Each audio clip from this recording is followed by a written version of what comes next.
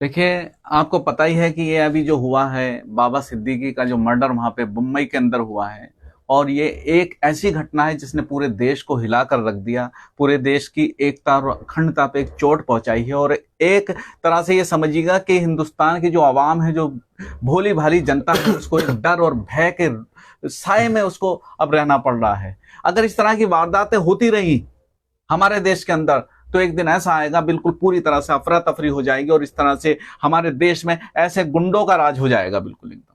तो हमें इसे बचाना है, हमें अपने देश को बचाना है। और हमें ऐसी बिल्कुल होने वाली जो वारदातें हैं जिसमें एक 3 बार का विधायक और मंत्री, उसको ऐसे मार दिया जाता है कि जैसे वो कुछ था ही नहीं बिल्कुल। तो आप सोच सकते हैं कि हमारा देश किस तरफ जा रहा है और हमारी सुरक्षा व्यवस्था कैसी है।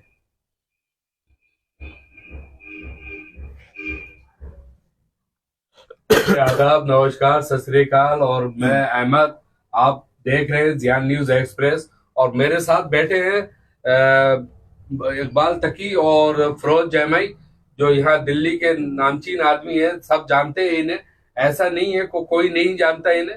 और आज मैं बात करूंगा कि दिल्ली मुंबई के अंदर जो ये नामचीन लोग एक के बाद एक हर जगह, कभी यूपी में कभी कहीं, ये गोलियों से भून दिए जाते हैं, मर्डर कर दिया जाता है बेरहमी से। इसका राज क्या है, क्या कहेंगे इकबाल तकी आप इस पर? देखिएगा, मैं ये कहूंगा कि ये जो मर्डर हुआ है, जैसे बाबा सिद्दीकी को मार दिया गया और इतनी आसानी से कुछ लोग आए और आने के बाद में उन्होंने शूट आउट किया और उनको मार दिया बिल्कुल एकदम। मैं यहाँ पर ये बोलना चाहता हूँ कि ये जो है महाराष्ट्र गवर्नमेंट का फेल्योर है, ये हमारी सुरक्षा व्यवस्था का फेल्योर है और ये हमारे इंटेलिजेंस का फेल्योर है कि वो पता ही नहीं लगा पाए कि कोई भी आया, आने के बाद में वहां किराए पर रूम लेकर रहा और रहने के बाद में उसने रेकी की और बाहर से विदेशी सामान वहां तक उन तक मुहैया कराया गया और उन्होंने आकर वहां पर उनको शूट आउट किया और चले गए। इकबाल तकी, इसका क्या ये वो मचा रखा है कि एक झूठ फैला हुआ है? क्या क्या ये सच है कि विश्नोई गैंग क्या है ये? देखिएगा, मैं ये बताना चाहता हूं कि लॉरेंस बिश्नोई गैंग, इसका नाम आया जैसे ही उनका मर्डर होता है, जैसे ही उनकी हत्या होती है, हत्या होने के बाद एकदम बिल्कुल एक पोस्ट आती है जो कि एक फेसबुक की पोस्ट है, जिसको ये बताया जा रहा है चैनलों के माध्यम से कि सिग्नल के माध्यम से ये पोस्ट हम तक पहुंची है। उस पोस्ट का मैं यहाँ पर पोस्टमार्टम करना चाहता हूं कि उस पोस्ट में क्या लिखा है। आप लोग भी उस पोस्ट को अगर आप देखेंगे, शिब्बू लोनकर महाराष्ट्र करके आप गूगल पे टाइप करेंगे और इमेज को सर्च करेंगे तो आपको वो पोस्ट दिखाई दे जाएगी, उसको आप पढ़िएगा। उसमें सबसे पहले क्या कहा गया है, उसमें सबसे पहले श्री राम का उद्घोष किया गया है, जय श्री राम। फिर उसके बाद क्या कहा गया है, फिर जय भारत। और फिर उसके बाद में एक खास लोगों को चेतावनी दी गई है और उसके बाद में एक खास समुदाय को निशाना बनाकर चेतावनी दी गई है। इसका मतलब ये होता है, मैं यहाँ पर बताना चाहूंगा इस बात को, आप भी सोचिएगा और दिमाग लगाइएगा कि अगर किसी ने जय श्री राम कहा है तो वो एक धार्मिक व्यक्ति है, धार्मिक आदमी है। और अगर कोई जय भारत कह रहा है तो वो जय भारत से भी ये लगता है कि वो राष्ट्रप्रेमी भी है। तो मैं ये जानना चाह रहा हूं कि ऐसा ये देशभक्त और ऐसा ये राष्ट्रप्रेमी और ये धार्मिक व्यक्ति क्या कहना चाहता है, इसके पीछे का राज क्या है, कि ये किसको बताना चाहता है, किसको जताना चाहता है कि देखो हमने क्या कर दिया, ये किसको बताना चाहता है। मैं यहाँ पे एक बात और कोट करना चाहूंगा कि इसमें ये जो प्रोफाइल है, ये शिब्बू लोनकर महाराष्ट्र के नाम से प्रोफाइल है, लेकिन इसे जब आप पढ़ेंगे डाउनलोड करके तो वहां पे नीचे एक चीज लिखी हुई है, सलाम शहीदानु। सलाम शहीदानु मतलब सलाम शहीदों को। कौन से शहीदों को सलाम? यानी मर्डर भी कर रहे हैं और ये अपने ऊपर भी ले रहे हैं और सलाम शहीदानु। क्या ये किस तरह का शहीद? मैं यही बताना चाह रहा हूं कि एक तो ये है और दूसरा एक इसके अंदर एक एंगल और है कि जो प्रोफाइल है वो महाराष्ट्रियन है, किसी आदमी का है, महाराष्ट्रियन किसी आदमी का, लेकिन सलाम शहीदानु जो है वो पंजाबी सिग्नेचर है बोलने का। वो कोई पंजाबी बोल सकता है, कोई महाराष्ट्रियन नहीं बोल सकता उस बात को, सलाम शहीदानु। तो यहाँ पर ये भी संशय है, ये भी एक इंडिकेशन है कि ये प्रोफाइल भी फेक हो सकता है, ये प्रोफाइल भी फेक हो सकता है, या फिर ये इसको सिर्फ इसलिए डाला गया ताकि कुछ खास लोगों को और खास समुदाय को इसमें चेतावनी दी जा सके, सिर्फ ये मकसद है इसमें। अब जैसे कहा जा रहा है कि ये सलमान खान के नजदीकी थे, बहुत नजदीकी, इसलिए इनकी हत्या की गई है। क्या ये कहां तक सच है? देखिएगा, ये तो उस पोस्ट में भी बताया गया है कि जो सलमान खान का नजदीकी होगा, और तथाकथित एक नाम उसमें और लिया गया है, मैं उस नाम को नहीं लेना चाहूंगा यहां पर, क्योंकि मैं अपने देश की सुरक्षा को पहले मानता हूं। अगर कोई भी इंसान, वो चाहे हिंदू हो या मुसलमान, अगर मेरे देश की सुरक्षा में सेंध लगाएगा तो वो मेरे लिए बिल्कुल प्रिय नहीं होगा। मैं उस नाम को नहीं लेना चाहूंगा, लेकिन वहां पर बोला गया है सलमान खान के करीबी अगर कोई भी होगा तो उसको मार दिया जाएगा। सलमान खान के करीबी पूरी दुनिया के अंदर करोड़ों लोग हैं। मैं ये कहना चाहता हूं उन पोस्ट लिखने वालों से, क्या तुम उन करोड़ों लोगों को मार सकते हो जो सलमान खान के करीबी हैं?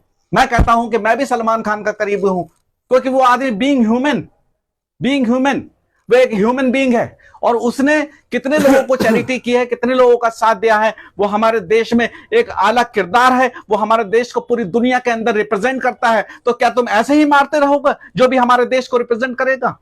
मैं ये कहना चाहता हूं सरकार से, और सरकार से ये बताना चाहता हूं सरकार को कि ऐसे लोगों पर अंकुश लगाएं और ऐसे लोगों के संगठन और नेटवर्क को बिल्कुल नष्ट-नाबूद कर दे सरकार, वरना ये लोग आने वाले समय में देश के अंदर अफरा तफरी फैला सकते हैं, देश के अंदर अराजकता का माहौल पैदा कर सकते हैं। तो मैं अभी फिरोज जमाई भी मेरे साथ बने हुए हैं। फिरोज जमाई, क्या ये इसलिए मारा गया कि ये बाबा सिद्दीकी को, कि ये सलमान खान के अच्छे दोस्त थे, बचपन के दोस्त थे जैसे बताया जा रहा है, यही वजह है या कोई और वजह है? देखिए, इस पर मैं थोड़ा पीछे आपको ले जाना चाहूंगा जी। बेसिकली क्या है, बाबा सिद्दीकी जिसने कॉर्पोरेटर से अपना कैरियर शुरू किया था, राजनीतिक कैरियर अपना, समाज सेवा का, कई बार कॉर्पोरेटर रहे वो, उसके बाद 3 बार एमएलए रहे, उसके बाद मंत्री रहे कई बार। एक जानी मानी शख्सियत जो समाज सेवा के और राजनीति सेवा के अंदर प्रदेश का, महाराष्ट्र का और देश का गौरव बढ़ाने का वो काम कर रहे थे। और वो शख्स अपना 15 दिन पहले वहां पे अपनी एप्लीकेशन देते हैं कि मेरी जान को खतरा है, और उन्हें 22 श्रेणी की सुरक्षा भी सरकार देती है, जो महाराष्ट्र सरकार है 22 श्रेणी की सुरक्षा भी देती है। और 22 श्रेणी की सुरक्षा मिलने के बाद भी जिस तरीके से वो हत्यारे आते हैं वहां पे, जो हमने देखा कि 3 हत्यारे, जबकि उसमें आप देख सकते हैं कि, और 3 हत्यारों के अलावा जबकि चौथा हत्यारा जो उन्हें वहां पे, जो जिस तरह से जिसान अख्तर का जो नाम आ रहा है चौथे हत्यारे, वो जो उन्हें गाइड कर रहा था। तो इसमें जिस तरीके से लोग दिखाने की कोशिश कर रहे हैं, बहुत सौ की मैंने जैसे पोस्ट देखी, अलग अलग तरह की जो पोस्ट है, जैसे अभी हमारे साथी बता रहे थे कि अलग अलग तरह की पोस्ट आ रही थी। तो पहले तो मैं उनकी ये गलतफहमी दूर कर देना चाहता हूं कि इसमें जो थे 4, जो एक जो गाइड कर रहा था वो जिसान अख्तर था, और 3 हत्यारे जो अलग अलग जगह से थे, कोई हरियाणा से था, कोई यूपी से था, ये अलग अलग टोटल जो थे उसमें ये 4 जो अभी पुलिस की जो अभी तक इंक्वायरी वहां पे आई है। लेकिन सबसे बड़ा विषय क्या है, जब इलेक्शन वहां पे जबकि सिर पे है, इलेक्शन जो महाराष्ट्र का सिर पे है, इससे पहले हमने देखा जब हरियाणा का इलेक्शन था, तो हरियाणा के इलेक्शन के हमने अंदर देखा कि यहाँ पे तिरुपति जो वहां लड्डू का जो मामला आया था सामने, आंध्र प्रदेश का, कि तिरुपति लड्डू के अंदर इस तरह से इस्तेमाल वहां पे हो रहा है। अब ये यहाँ पे इलेक्शन होने वाला है महाराष्ट्र के अंदर, डेट अनाउंस कर दी है, इलेक्शन कमीशन ने डेट अनाउंस कर दी है। उससे 1-2 दिन पहले ये यहाँ पे ये हो जाता है कि आपकी 22 श्रेणी की सुरक्षा का, आप समझ सकते हैं कि 22 श्रेणी किस लेवल की सुरक्षा होती है। एक अत्यंत महत्वपूर्ण आदमी की वहां पे हत्या कर दी जाती है, हत्यारे आते हैं, 2 महीने से वो वहां पे रह रहे हैं हथियारों के साथ। इससे पहले भी हम देख चुके हैं, क्या है वो यूपी में हत्याएं हुई हों या आपका पंजाब में हत्या हुई हो सिद्धू मूसेवाला की, और भी जगह हमने देखा कि हत्यारे अपना आसानी से वो अपना अत्याधुनिक हथियारों के साथ में रह रहे हैं। तो मैं कहना चाहता हूं इस सरकार से, जो सरकार है, क्या महाराष्ट्र की सरकार हो या सेंटर की सरकार हो, मैं इनसे कहना चाहता हूं कि ईश्वर अल्लाह तेरे नाम सबको सम्मति दे भगवान। तो मैं यही कहना चाहता हूं इन लोगों से कि आखिर ये किस तरह की सुरक्षा व्यवस्था ये बना रहे हैं। इससे जब 22 श्रेणी की सुरक्षा वाले और जेड श्रेणी की सुरक्षा वालों को इस तरीके से इतनी सुरक्षा के अंदर ये हथियारे इतनी आसानी से आते हैं और अपना टारगेट किलिंग करके ये यहां से चले जाते हैं, तो आम भारतीय जो हैं, हिंदू मुस्लिम सिख ईसाई, हम सब हैं भारत माता के सिपाही। तो ये किस तरह से हम आम भारतीय हैं, भारत माता के हम सपूत हैं, तो किस तरीके से हम सुरक्षित अपने आप को महसूस कर पाएंगे। तो एक प्रश्न चिन्ह महाराष्ट्र सरकार के ऊपर तो है ही। मैं तो कहना चाहता हूं जो महाराष्ट्र सरकार के जो जिम्मेदार लोग थे उन्हें तो शर्म से इलेक्शन भी नहीं लड़ना चाहिए। जो 22 श्रेणी के लोगों को वहां सुरक्षा नहीं दे पाए मुंबई के अंदर, तो आम महाराष्ट्रियन को वो किस तरह से सुरक्षा दे पाएंगे। मैं तो कहना चाहता हूं, क्या वो देवेंद्र फडणवीस हो या आपके शिंदे हो या अजित पवार हो, ऐसे लोगों को राजनीति से संन्यास ले लेना चाहिए जो भी वहां सरकार के अंदर थे। और कहना चाहिए था कि हम शर्म की वजह से हम एक ऐसे अत्यंत महत्वपूर्ण आदमी को, बाबा सिद्दीकी को, इतने बड़े समाज सेवक को, हम वायु श्रेणी के आदमी को जब सुरक्षा नहीं दे पाए तो हमारा कोई वो नहीं बनता है कि हम जनता के बीच में इलेक्शन लड़ने के लिए जाएं। तो मेरा यही कहना है यहां से कि जो भी हत्यारे हैं, क्या वो हत्यारे क्या है, कोई भी हो, एक्स हो या वाई हो या जेड हो। और जहां तक बात है सलमान खान की, कि जैसे अभी आपने कहा कि सलमान खान से, अरे मेरा यही कहना है कि सलमान खान से अगर जुड़े हुए हैं, सलमान खान से तो पूरी दुनिया जुड़ी हुई है भाई। बिल्कुल। आप किस किस को मारोगे, आपकी गोलियां खत्म हो जाएंगी, लेकिन सलमान खान के साथियों की गिनती खत्म नहीं होगी। क्योंकि वो आदमी सलमान खान जो है, एक अनगिनत, जो आप देख सकते हैं कि बीइंग वुमन क्या, अरे आप तो देख सकते हो कि आप देख सकते हो अर्पिता, ऐसी ऐसी उन्होंने अपनी बहनें बनाया, अर्पिता जैसी पता नहीं कितनी बहनों को उन्होंने अपनी बहन बना लिया, और उनके वो आगे आए और सगे भाई से भी ज्यादा अपनी बहनों के लिए वो काम करने का काम करते हैं।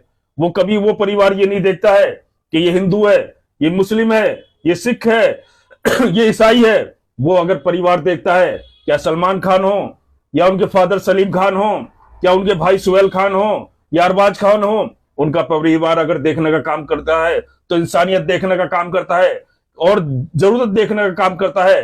वो जरूरत क्या किसी दिल्ली वासी की हो या बंबई वासी की हो या चेन्नई वासी की हो या आपके पटना वासी की हो या लखनऊ वासी की हो, जिसकी भी उन्हें लगता है कि इसकी ये जरूरत है। उन्होंने बहुत से ऐसे हमने देखे कि ऐसे ऐसे ऑपरेशन सलमान खान ने, जो बहुत से क्रिटिकल ऑपरेशन थे, जिनके पास उन्होंने देखा कि इसके पास पैसे नहीं है, किसी का कैंसर का ऑपरेशन हो रहा है, किसी की बाईपास सर्जरी है, जो लोग वहां पे जाते हैं वो लाख लाख क्या करोड़ करोड़ रुपए भी लोगों को देने का, ऐसे लोगों को चुपके से देने का, उनका इलाज कराने का काम करते हैं। तो मेरा यही कहना है कि अगर आपने ये सोच के उन्हें हथियारों ने मारा है कि ये नजदीकी हैं, तो मेरा यही कहना है कि नजदीकी तो उनका पूरा भारत देश है। अरे नजदीकी तो उनका पूरी दुनिया है। नजदीकी तो आप यहां से लेके अमेरिका चले जाओ, अमेरिका से लेकर रसिया चले जाओ, रसिया से लेकर कनाडा चले जाओ, कनाडा से लेकर ऑस्ट्रेलिया चले जाओ, पूरी दुनिया में हर जगह सलमान के चाहने वाले हैं। तो आप कितने चाहने वालों को मारोगे? क्या आपके पास, में उन हथियारों से पूछना चाहता हूं, क्या आपके पास इतनी गोलियां हैं कि आप उनके चाहने वालों को मार सको? तो मेरा यही कहना है कि हम महात्मा गांधी जी के, गौतम बुद्ध जी के, अब्दुल कलाम आजाद जी के हम मानने वाले हैं। हम शांति प्रिय देश हैं, हमारा देश अहिंसा का देश है। अगर हमें किसी का विरोध भी करना है तो हमें अहिंसा के तरीके से करना है, क्योंकि लेकिन यह हत्या का तरीका, ये तो रावण का तरीका है।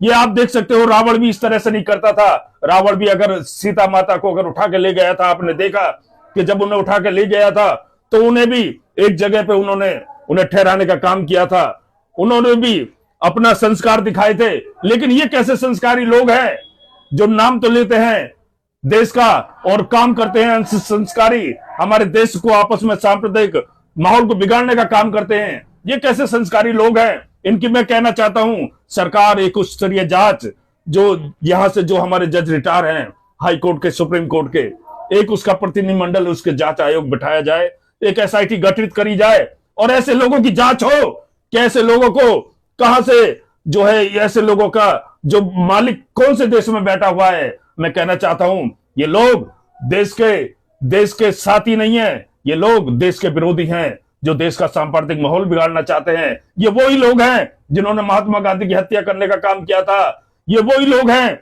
जो हमेशा देश में हिंदू मुस्लिम करने का काम करते हैं। ये कभी एमएलए बनने के नाम पर, कभी एमपी बनने के नाम पर, कभी सीएम बनने के नाम पर, कभी पीएम बनने के नाम पर, इनका एक ही मकसद है, किस तरह से हमें सत्ता में बने रहना है, सत्ता से पैसा और पैसे से सत्ता किस तरीके से हमें बनानी है। ना इन्हें इससे मतलब है कि देश में कोई राम मर रहा है, न इससे मतलब है कि कोई रहीम मर रहा है, न इससे मतलब है कोई बाबा सिद्दीकी मर रहा है।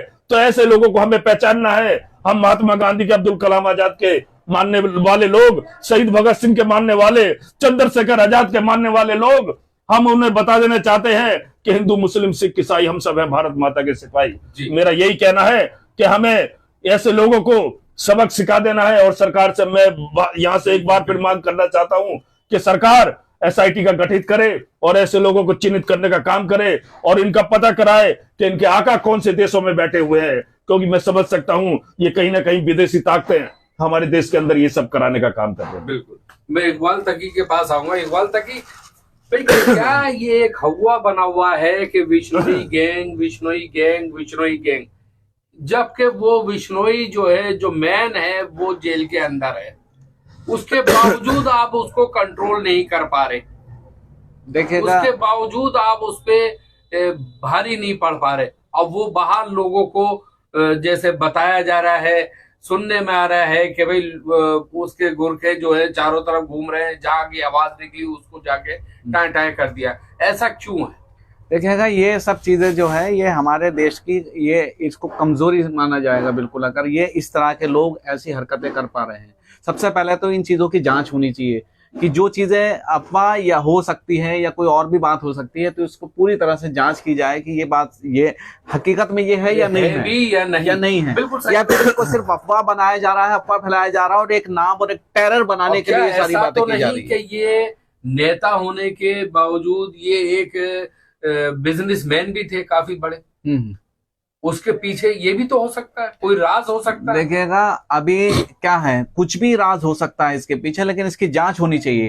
और ऐसे लोगों के नेटवर्क को नेस्तनाबूद विध्वंस उसका होना जरूरी है, वरना पूरे देश की जनता एक तरह से डर और खौफ के माहौल में जिएगी और बिल्कुल अफरा तफरी का एक माहौल बना रहेगा। लेकिन जब तक ऐसे लोगों को सबक नहीं सिखाया जाएगा तब तक कुछ नहीं हो सकता है। लेकिन इससे पहले इसकी जांच की जाए कि ये हकीकत है या क्या है, या सिर्फ एक माहौल बनाया जा रहा है, क्रिएट किया जा रहा है, सही बात, या कोई इसका कोई राजनीतिक लाभ उठाना चाहता है, कोई राजनीतिक किसी तरह का फायदा उठाना चाहता है। ये सारी चीजों की जांच होनी चाहिए। बिल्कुल मैं आपकी बात से सहमत हूँ कि बिश्नोई गैंग, क्या उसका नाम ले लेके ये काम हो रहे हैं, कौन लोग हैं ये खुल के सामने आना चाहिए। जैसे अभी मुंबई में शिंदे ने कहा कि भाई हम एक एक को फांसी के तख्ते पे ले जाएंगे जो भी इस काम को कराए। तो खोजबीन चल रही है, उनकी तलाशियां चल रही है, उनकी पकड़ दकड़ चल रही है। जो भी लोग होंगे, जो चीज होगी जिस वजह से इनकी मर्डर किया गया होगा, वो जाहिर सी बात है खुल के दुनिया के सामने आएगा। लेकिन फिर भी क्या आपको लगता है कि एक अपने निजी अनुमान से कि ये एक नेता भी थे और सलमान खान के जैसे उड़ाया हुआ एक रूमर के भी सलमान खान के बचपन के दोस्त है, तो सलमान खान की वजह से कि जो उसके दोस्त होंगे सलमान खान के, उनका यही हाल होगा, सुनने में आता है। क्या ये सही है? देखिएगा, ये बात तो उस पोस्ट में भी कही गई है। उस पोस्ट में, जो पोस्ट इस नाम से आई है कि उन्होंने जिम्मेदारी ली उस पोस्ट के अंदर कि हमने उसको मारा है, और उसमें साफ साफ बताया गया है कि जो भी सलमान खान का बिल्कुल करीबी होगा हम उसको मार देंगे। और उसमें एक नाम और भी लिया गया है जी कि वो उसका जो करीबी होगा उसको भी हम मार देंगे, बिल्कुल। लेकिन मैं ये कहना चाहता हूं कि यहाँ पर ये बाबा सिद्दीकी जो थे, ये हकीकत में शेल्टर थे, ये हकीकत में एक दूसरे के बहुत करीब थे। ये सलमान खान को और शाहरुख खान को एक बहुत सालों पुरानी जो दुश्मनी आपस में इन दोनों में चली आ रही थी, उनको खत्म करने वाला ये बाबा सिद्दीकी थे। इन्होंने ही उसको खत्म कराया था। और बाबा सिद्दीकी एक ऐसा लॉयल इंसान था, एक ऐसा इंसान था जो हिंदू और मुसलमान में कभी भी भेद नहीं करता था, भेदभाव नहीं किया। उसने हमेशा सबकी मदद की, हमेशा सबके लिए काम आया। कोई भी एक उंगली रख के ये नहीं बता सकता था कि बाबा सिद्दीकी ने कभी किसी गैर मुस्लिम को कभी सताया हो या मुस्लिम का पक्ष लिया हो, ऐसा कभी नहीं हुआ है। लेकिन अगर ऐसे लोगों की हत्याएं होने लगेंगी देश के अंदर, तो देश पे एक प्रश्न चिन्ह तो लगना ही है, और इसके साथ साथ जो देश की सरकार है उसके ऊपर भी प्रश्न चिन्ह लगना है। और महाराष्ट्र की सरकार को तो इसमें बिल्कुल ये हाशिए पर है, क्योंकि वो सुरक्षा नहीं दे पाई। वाई सिक्योरिटी सुरक्षा होने के बावजूद भी एक ऐसे लोग जो बिल्कुल, जो कोई मयार नहीं रखते, कोई यूपी से आता है, कोई हरियाणा से आता है, जो कोई मयार नहीं रखते हैं, वो आते हैं और आने के बाद में वो शूट आउट करके और निकल जाते हैं। तो ऐसे लोग कैसे पहुंच गए वहां तक? ऐसे लोग कैसे रुके वहां पर कुर्ला के अंदर? वो कई महीनों तक वहां पे रहे, उन्होंने रेकी की। ये प्रशासन की भी ढील है, ये ढील है, जाहिर सी बात है। सवाल और रहेंगे। हम इस बात को देखते हुए मैं एक बात बताना चाहता हूं कि ये परिवेश देखिएगा आप, कि इस तरह से लोग आए और आने के बाद में उन्होंने हत्या की और हत्या करके वो चले गए, 2 उसमें पकड़े गए। अब इस परिवेश को अगर आप देखते हैं तो हम किस तरह से सुरक्षित हैं? कोई भी ताकत आके हमारे ऊपर हमला कर सकती है, कोई भी आके हमारे ऊपर हमला कर सकता है, क्योंकि वो जान रहे हैं कि इनकी सुरक्षा व्यवस्था चाक चौबंद नहीं है। जाहिर सी बात है, बिल्कुल ये इस तरफ इशारा करती है कि हमारे यहाँ पे कोई भी सेलिब्रिटी सुरक्षित नहीं है, कोई भी नेता सुरक्षित नहीं है, कोई अभिनेता सुरक्षित नहीं है, और कोई भी आम आदमी सुरक्षित नहीं है। बिल्कुल बिल्कुल, क्योंकि ये तो एक सेलिब्रिटी थे और नेता थे, तब इतनी हाहाकार मचा।